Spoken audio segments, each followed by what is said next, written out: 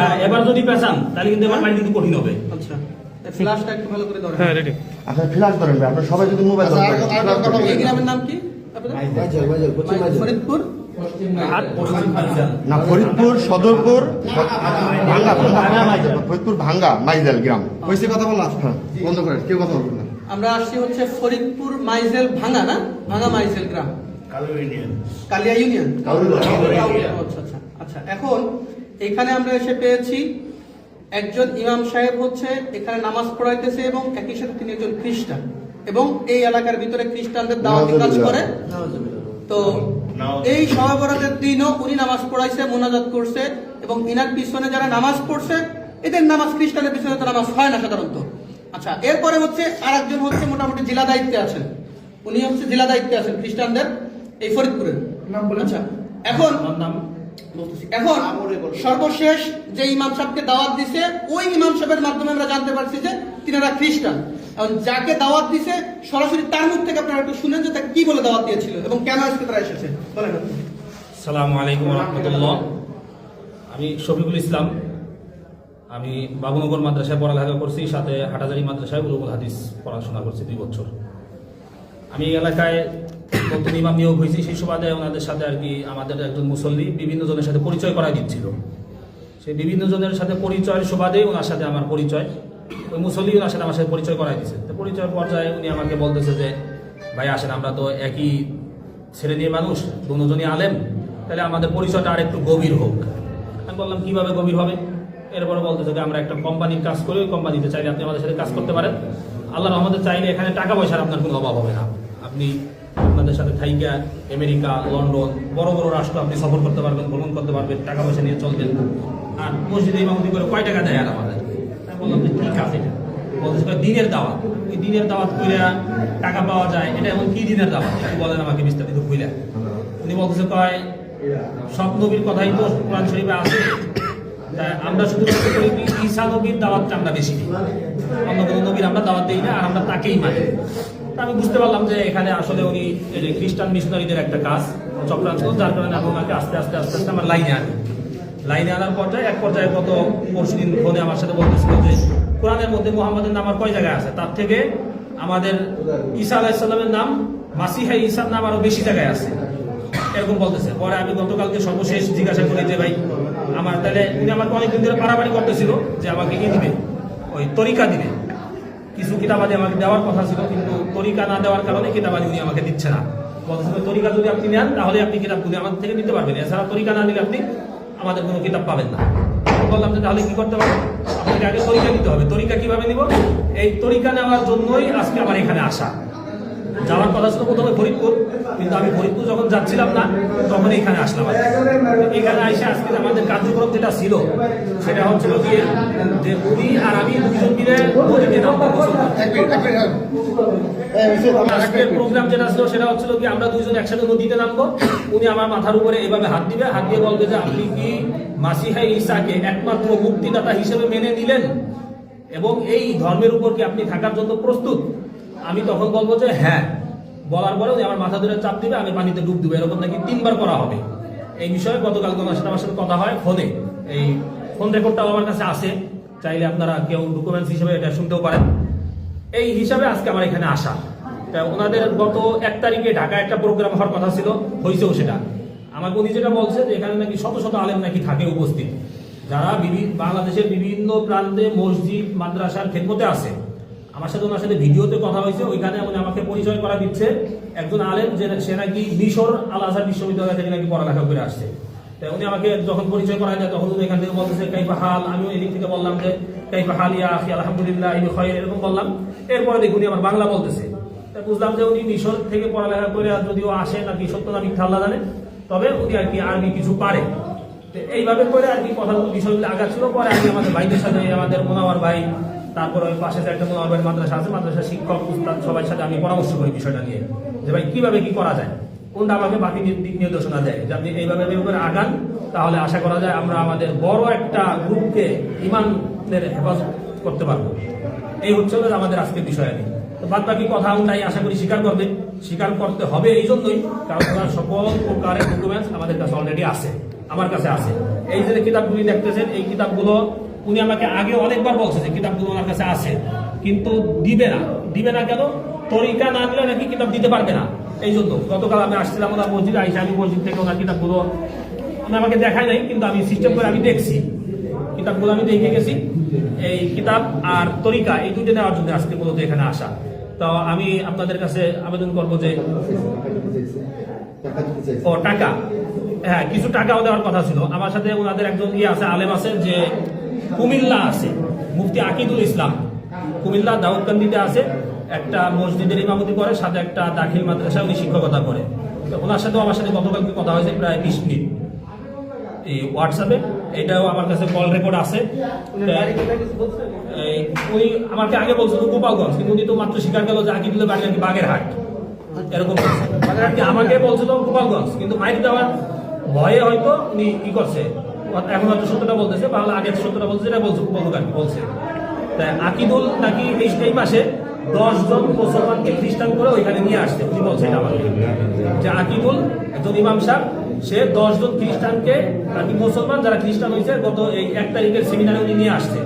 সেমিনারে আমার যাওয়ার কথা ছিল, কিভাবে যাইতে হবে, কিভাবে সবাই ইমাম, হ্যাঁ সেও একজন দাউদকান্দি একজন ইমাম বানাইছে, তারা ইমাম কিনা এই ব্যাপারে আমি এটা জিজ্ঞাসা করিনি। এটা কি বলেন, তারা কি বলে? বাকি সবাই ইমাম। আচ্ছা আচ্ছা, এখন হলো এই ভদ্রলোক হলো খ্রিস্টান হয়েছে, এবং ইনি শুধু খ্রিস্টান না, ইনার তো আসলে এক পা অলরেডি কবরে চলেই গেছে। তো ইনি এখন এই গ্রামে দাওয়াতি কাজ করেন, এই মসজিদের ইমাম সাহেব, এবং এই অঞ্চলে উনি খ্রিস্টানদের দাওয়াতি কাজ করেন। এখন আপনার নাম হলো, আপনার নামটা বলেন। হাবিবুল্লাহ বাহারি, একটু জোরে বলেন। আচ্ছা, প্রথমে পরিচয় দিয়েছিলেন কি? মাওলানা মুফতি হাবিবুল্লাহ বাহারি। পরিচয় উনি প্রথমে দিছে, ওনার নাম হচ্ছে মাওলানা মুফতি হাবিবুল্লাহ বাহারি। এরপরে বলছে উনি ফাজিল শেষ করছে কোনিয়ালিয়া থেকে দিগনগর থেকে ফাজিল শেষ করছে, আবার মাওলানা মুফতি শেষ করছে। পরবর্তীতে কিছু সময় পরে আবার স্বীকার করছে না মাওলানা মুফতি হয় নাই। তারপরে এই মাওলানা মুফতির টাইটেল পরিচয় ব্যবহার করে সাধারণ মুসলমানদেরকে ধোঁকা দিচ্ছে যে আমি একজন মাওলানা মুফতি সাহেব, যদি খ্রিস্টান হই তোমাদের খ্রিস্টান হতে সমস্যা কি, বা ইসাই তরিকা গ্রহণ করতে সমস্যা কি? আচ্ছা, তো এখন আপনার গ্রামের বাড়ি হলো কোথায়? মানিহার গ্রাম, থানা জেলা গোপালগঞ্জ, থানা গোপালগঞ্জ, মানিহার গ্রাম। আচ্ছা, আপনার ছেলে সন্তান কয়জন? আচ্ছা, আপনি এ পর্যন্ত দাওয়াত দিয়ে আকিদুল্লাহ খ্রিস্টান বানাইছেন? আচ্ছা, শুধু আকিদুল্লাহ, আর তারপর আর কাউকে দাওয়াত দিয়েছেন? আর এনাকে দাওয়াত দিয়েছেন? কিন্তু আপনি আমাকে বলছেন যে আপনার অধীনে অলরেডি 5 জন খ্রিস্টান আছে। ওনার অধীনে আরো 5 জন খ্রিস্টান আছে, উনি বলছে, এই রেকর্ড আছে আমাদের কাছে। কিন্তু উনি মিথ্যা কথা বলছে, স্বীকার যাচ্ছে। উনি বলছেন মিথ্যা কথা। তো উনার এই কথাগুলো আমাদের বের করতে অনেক কষ্ট হয়েছে, জানি না আরো কি পরিমাণ মিথ্যা কথা বা কি পরিমাণ রহস্য ওনার ভিতরে রয়ে গিয়েছেন। এরপর আছে ইনি হচ্ছে ইনার গুরু, এবং ইনি হচ্ছে ফরিদপুর জেলার দায়িত্বশীল হচ্ছে এই ভদ্রলোক। এখন উপর দিক ক্যামেরার দিকে তাকান। আচ্ছা, আপনার নাম হচ্ছে কি? মাওলানা মুফতি সরোয়ার। জোরে বলেন মাওলানা মুফতি সরোয়ার। আচ্ছা, মাওলানা মুফতি সরোয়ার, আপনার গ্রাম? আমার গ্রাম বাঁশবাড়িয়া, জঞ্জনিয়া, টুঙ্গিপাড়া থানা। দুইজনই গোপালগঞ্জের মানুষ। আচ্ছা আচ্ছা, এখন আপনারা দুজনেই হচ্ছে এখন রাইট নাও খ্রিস্টান, তাই তো? আচ্ছা, আপনি হচ্ছেন একজন বক্তা একই সাথে, তাই না? আপনি বলছিলেন উনি মোটামুটি অত্র অঞ্চলের মোটামুটি একজন জনপ্রিয় বক্তা, এবং একই সাথে খ্রিস্টান ধর্ম প্রচারক। এবং ওনার কাছ থেকে কতজন এবং এই জিনিসটা কি বলছিল আপনাকে? আচ্ছা, উনি দাওয়াত দিয়েছিল। আচ্ছা, আমি জিজ্ঞাসা করছি যে আপনি কতদিন ধরে এখানে আসছেন, এই ধর্মে দীক্ষিত হয়েছেন? উনি বলছেন যে 1 বছর। 1 বছর। তা আমি জিজ্ঞাসা করছি আপনি কার থেকে হয়েছেন? আমি হচ্ছি সরোয়ার থেকে। আমি বলছি 1 বছর আসছি এখানে। আচ্ছা, আপনি হয়েছেন সরোয়ার থেকে? আপনি এরকম বলছেন, আর আপনি সরোয়ার থেকে। এক মিনিট, ওদিকে ফেরত। আপনি রাইট, এদিকে তাকান। আপনাকে খ্রিস্টান বানাইছে কে? এক কথায় উত্তর দিবেন। আকিদুল বানাইছে। আর আপনি তো আকিদুলকে খ্রিস্টান বানাইছেন, আপনি স্বীকার করেন। তাহলে আপনি তো এক কথায় 4 রকমের কথা বলতেছেন। আপনারা সরাসরি খ্রিস্টান কে বানাইছে? আপনি বলছেন প্রথম ইনার কথা, ইনি হচ্ছে এদিকের প্রধান। আমি সত্যি কথা বলি। আপনি না আপনাকে খ্রিস্টানের দাওয়াত দিছে উনি? স্ট্রেট ফরওয়ার্ড কথা বলবেন। উনি দেশে চুপ, আর কোনো কথা হবে না। উনি আপনাকে দিছে। তাহলে আপনি বলছেন যে এই পর্যন্ত আপনি কাউকে দাওয়াত দেন নাই। এক, তারপরে হলো যে আপনি হচ্ছে নিজে খ্রিস্টান হয়েছেন, এরপরে আপনি বলছেন, আপনার বয়সে বলছেন যে উনি মানে মানে অনেক টাকা পায়, হ্যাঁ, যার কারণে ওই টাকা নিয়ে উনি ফ্ল্যাট নিয়ে ঢাকায় থাকে। একজন ইমাম সাহেবের পক্ষে তো ঢাকায় ফ্ল্যাট নিয়ে 2-3টা ফ্ল্যাট নিয়ে থাকা কি সম্ভব? বলেন।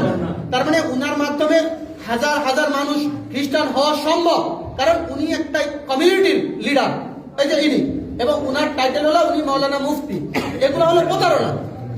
হ্যাঁ, এবার গত মাসে 1 লাখ টাকা কামাইছে, তাই না? তাই বলছে, ভিডিও আছে, ওনারা দর দিছে। আচ্ছা, আর আপনি এক মিনিট আপনি ওনাকে দাওয়াত দিয়েছেন, স্ট্রেট ফরওয়ার্ড করে বলবেন, ওনাকে দাওয়াত দিয়েছেন, চুপ, দাওয়াত দিয়েছেন, ওকে। আপনি বলছেন যে আপনি করে দাওয়াত দেন নাই। এই একজন পাওয়া গেল আপনাদের খ্রিস্টান, ওই একজন পাওয়া গেল উনি ওনাকে দাওয়াত দিয়েছেন। আচ্ছা আচ্ছা, এই হলো, আচ্ছা এই হলো আমাদের অবস্থা। আর এইরকম অবস্থায় সারা বাংলাদেশে এইরকম অসংখ্য মানুষ পাওয়া যাচ্ছে যারা এই ধরনের প্রতারণা আমাদের মুসলমান কমিউনিটির সাথে করতেছে। ওনারা দুজনে খ্রিস্টান, অথচ ওনারা টুপি দাড়ি এখনো ওনাদের লিপস্টিক আছে। তার মানে এটা হলো মূলত আমাদের সাথে প্রতারণা, সাধারণ মুসলমানদের সাথে প্রতারণা। এইভাবে এই দেশটাকে তিলে তিলে এই খ্রিস্টানরা দখল করে ফেলতেছে। আমাদের বান্দরবন, খাগড়াছড়ি, এই সমস্ত জায়গাগুলো, আমাদের দিনাজপুর, সব জায়গায় একই অবস্থা ভাই। তো এই জন্য এই যে ইনাদের, আপনাদের কাছে কোনো তথ্য আছে এদের ব্যাপারে? আচ্ছা, যাই হোক, এই হলো অবস্থা আমাদের। তো আমরা ওনাদেরকে পাইছি, এই হলো কিতাব, এই কিতাবের মাধ্যমে, এই কিতাবের নাম দিয়েছে কিতাবুল মুকাদ্দাস, অথচ এই কিতাবের নাম হিন্দুদের মানে খ্রিস্টানদের ধর্মগ্রন্থের নাম হচ্ছে বাইবেল। কি নাম? ওদের নাম হলো বাইবেল। এরা মুসলমানদেরকে প্রতারণা করার জন্য এই যে হচ্ছে ওনাদের মূল ইশার নাম হচ্ছে a translation of the holy Bible, অর্থাৎ এটা ট্রান্সলেশন, অনুবাদ করা হয়েছে হোলি বাইবেল থেকে, অর্থাৎ পবিত্র বাইবেল থেকে। তো অনুবাদ করা হইলে এটা কিতাবুল মুকাদ্দাস হলো কিভাবে? একই সাথে এই যে মনোগ্রামটা, এটা আমরা কোরআন শরীফে ব্যবহার করি না? তো এইটা ব্যবহার করছে সাধারণ মানুষ, যদি মনে করে এটাও কোরআন শরীফের মতো। হ্যাঁ, এইভাবে এই দেশের মানুষদেরকে প্রতারণা করতেছে, এরকম শত শত বই ওনারা করছে। যাই হোক, এই ছিল আমাদের আজকের বিষয়বস্তু। আসসালামু আলাইকুম ওয়া রাহমাতুল্লাহ। ওই যে হুজুরের একটু স্বীকারোক্তি। আচ্ছা, আমরা দেখেন আলেম সমাজ বেইজ্জতি করা আমাদের উদ্দেশ্য ছিল না। বেইজ্জতি করা কি ছিল না? একজন মানুষ, আমার ঘরে কিতাবুল মুকাদ্দাস আছে, বাইবেল আছে, আমি যেহেতু দাওয়াতের কাজ করে আমি পড়াশোনা করি, এই জন্য কেউ তোমাকে খ্রিস্টান বলতে পারে না। এই জন্য মূলত আমরা আসছিলাম আমরা কি, কিন্তু যেহেতু তরিকাবন্দি দেয়, যে তরিকাবন্দি দেয় তার ব্যাপারে আসলে খ্রিস্টান না এ কথা বলা যায় না। যে তরিকাবন্দি দেয় সে কি খ্রিস্টান। যে আমার কথা বোঝেন, আপনি মুসলমান না হলে তারা কিন্তু খতনা করে মুসলমান করাতে পারবেন না, আর একজনের কালিমা পড়ে মুসলমান করাইতে পারবেন না, এটা কি না? সম্ভব না। আমরা মূলত এই কথাগুলো বলি এজন্য একটু চাপ সৃষ্টি করি যে আসলে বিষয়টা কি। আমরা ওনাদের কাছে একটু চাপাচাপি করছি যাতে যে আমাদের ভাই দিন শেষে তারা সবাই আদম হওয়ার সন্তান, আর মুসলমান ইমানদার হলে তো কোনো কথা নেই। মোবাইল করে কথা বলবেন না, কিছু করে কথা বলবেন না, কানে রায় কথা বলবেন না। এই জন্য আমরা তাদেরকে জিজ্ঞেস করছিলাম, এই ভাই, আমরা তাদেরকে কি করছিলাম? জিজ্ঞেসের পর আমাদের সরোয়ার সাহেব, উনি এই যে আমাদের হাবিবুল্লাহ বাহারি সাহেবকে বাইরে করে বাপ্তিস্ম করেছে, তাই তো? হ্যাঁ, এই যে বাপ্তিস্ম দিয়েছে, আমরা আসলে সম্মানিত মানুষ, আমরা চাই না এটা করতে, কিন্তু শয়তানের ধোঁকায় পড়ে হয়তো করে ফেলছে। তওবার সুযোগ আছে প্রকাশ্যে, যেহেতু এটা কবে কখন করবো এটা আমরা জানি না। আমরা এই জন্য আসলে ভাই, এখন যদি আমরা বাইরে ছেড়ে দেই, এটা আইন মানে ওই যে যারা আছে বাইরে তারা তুলে নিবে। এই জন্য আমরা চাচ্ছি এটা আমাদের ভাই যেহেতু তারা প্রমাণিত হয়ে গেছে যে তারা কি করছে, মুসলমানদের ভেজ ধরে খ্রিস্টান ধর্ম প্রচার করছে, এটা দেশের আইন অনুযায়ী দণ্ডনীয় অপরাধ। এক ধর্মের পোশাক করে অন্য ধর্ম প্রচার করা, ঠিক আছে? এজন্য আমরা তাদেরকে প্রশাসনের হাতে তুলে দিতে চাচ্ছি। কারণ আমি নীলপাড়া আজকে হয়তো এই গ্রামে আমি থাকবো না, আমি আমার বাড়ি বলমারি থানা, জেলার সন্তান, কিন্তু কালকে এই এলাকাবাসী থাকবে, কিন্তু মাথা গরম করলে কিন্তু ভাই হবে না, ঠিক আছে? আমরা তাদেরকে আর একটা কথা কি দাওয়াত যেটা সেটা আমরা সে আলেম মানুষ, এই মসজিদের সভাপতি আছেন, তারা থেকে আমরা বেরোয় যাবো, সবাইকে নিয়ে যাবো। আপনারা যে কোনো ভাবে স্থানীয় যারা আছেন তারা কি করবেন, মানে না আমরা চলে গেলে তো হবে না। মাঝখানে একটু বলি, উনি যেখানে বর্তমানে আছে ওখানে অলরেডি কিছু আমি লোক পাঠাই দিয়েছি নগরবন্ধার ওই 4-8 এলাকার ভিতরে ওনার মাদ্রাসায় যেতেছে। এই বিষয়ে আমরা কি করতে পারি?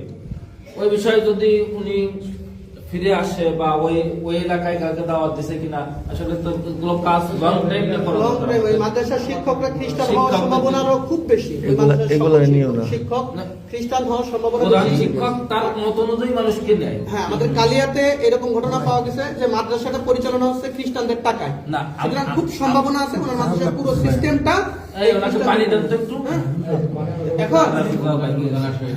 এখন বিষয় হলো যে ওনার মাদ্রাসায় আমরা যেতে পারি, এটা একটা হইতে পারে। আর আরেকটা বিষয় হলো দাঁড়ান, চুপ করেন। সভাপতিকে মাদ্রাসা আমি একটু বলছি, সভাপতিকে আমার ভিডিওটা বন্ধ এখন। সভাপতি আপনি না